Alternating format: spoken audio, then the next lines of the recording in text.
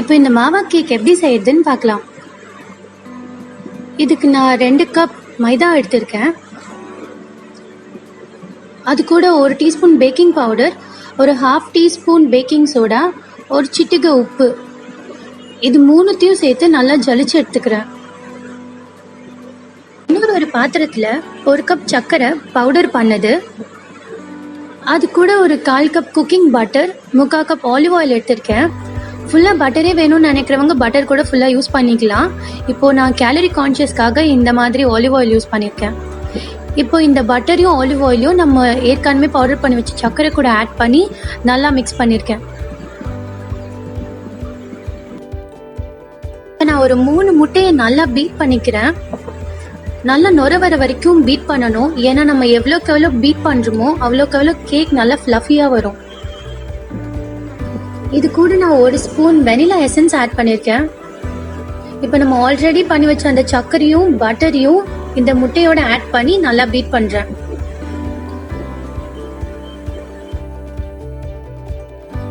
இப்போ இந்த ஸ்டேஜில் நான் மிக்ஸ் பண்ணி வச்சிருக்க அந்த மாவை இது கூட ஆட் பண்ணுறேன்.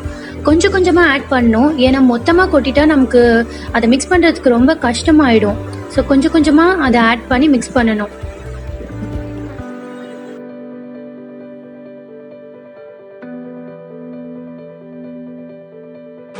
நமக்கு அந்த கேக் பேட்டரோட கன்சிஸ்டன்சி வரதுக்காக நான் கொஞ்சோண்டு பால் ஆட் பண்ணி நல்லா மிக்ஸ் பண்ணிக்கிறேன்.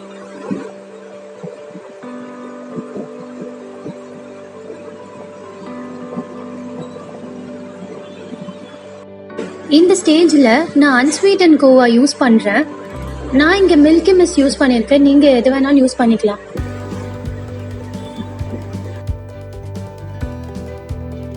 நம்ம இதில் போட்டிருக்க கோவா வந்து பேட்டரோட நல்லா மிக்ஸ் ஆகணும். ஸோ நம்ம அந்த அளவுக்கு பிளெண்ட் பண்ணணும். நான் இதில் மறுபடியும் கொஞ்சோண்டு பால் ஆட் பண்ணுறேன்.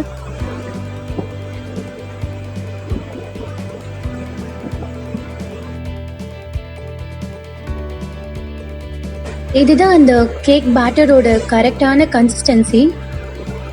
நான் இங்கே கப் கேக் பேப்பர் மோல்ஸ் இருக்கு இல்லையா, அதில் வந்து ஆயில் போட்டு க்ரீஸ் பண்ணி வச்சுருக்கேன். இப்போ நம்ம இந்த ப்ரிப்பேர் பண்ணி வச்சுருக்க இந்த பேட்டரை அதில் கொஞ்சம் கொஞ்சமாக ஊற்றி வச்சுக்கலாம். நான் ஆல்ரெடி அவனை வந்து ஒரு 5 மினிட்ஸ் 180 டிகிரியில் ப்ரீ ஹீட் பண்ணி வச்சுருக்கேன். இப்போ ப்ரீ ஹீட் பண்ண அவனில் ஒரு 10 மினிட்ஸ்க்கு நான் 180 டிகிரியில் வந்து இந்த கேக்கை வந்து பேக் பண்ண போகிறேன்.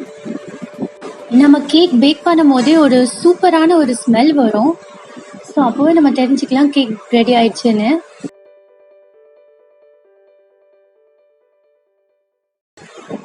இப்போ இந்த சூப்பரான ஃப்ளஃபியான மாவா கேக் ரெடி.